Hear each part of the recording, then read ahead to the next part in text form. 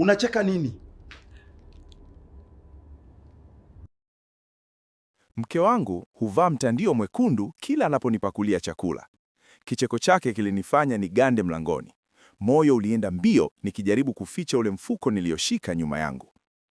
"Mbona unacheka?" nilimuuliza. Aliinuka polepole kutoka kwenye kochi, macho yake yakinitazama kwa njia ambayo sikuwahi kuiona kabla. Kuna kitu kilikuwa kimejificha nyuma ya mboni zake, kitu cha giza. "Unachekesha sana mme wangu," alisema huku akisogea karibu nami. "Umeingia kama mwizi ndani ya nyumba yako mwenyewe. Umeficha nini huko nyuma?" Nilipumua kwa nguvu. Ni zawadi yako," niliongopa haraka. "Nilitaka kukufanyia surprise." Uso wake ulibadilika ghafla, ile hali ya kutisha ikatoweka, na badala yake akatabasamu kwa upole, tabasamu ambalo nilizoea kuliona siku za nyuma. "Zawadi? Kwa ajili yangu?" Alinyosha mkono. "Nipi basi." Akili yangu ilifanya kazi haraka. Sikuweza kumpa ule mtandio mpya nilioununua, angegundua mpango wangu. Nilitoa chupa ya manukato ambayo nilikuwa nayo kwenye begi langu la kazi, ambayo nilipanga kumpa siku ya kuzaliwa kwake na kumpatia. Alifurahi sana. Wakati akiwa ametingwa na kufungua zawadi ile, nilipata mwanya.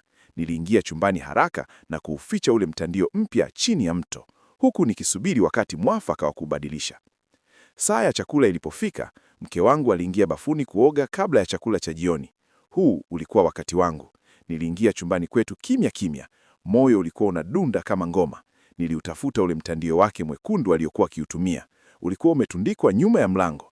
Nilipoushika, nilihisi kitu cha ajabu. Ulikuwa mzito kuliko kitambaa cha kawaida, na pia ulikuwa na joto.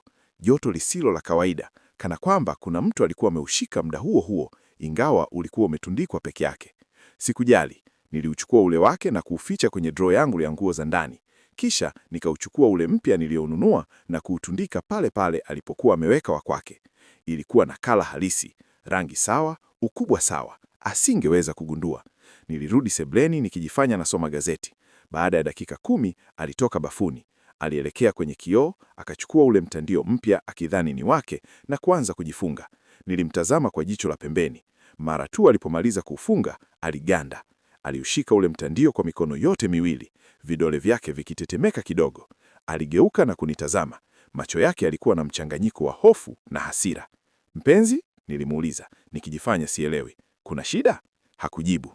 Alijaribu kusema kitu, mdomo wake ukacheza, lakini hakuna sauti iliyotoka. Ile minongono yake ya kawaida haikuwepo. Badala ya kunipakulia chakula kama kawaida, aliketi chini ghafla, akionekana kuishiwa nguvu. "Sijisikii vizuri," alisema kwa sauti ya kukwaruza. "Kula wewe, mimi na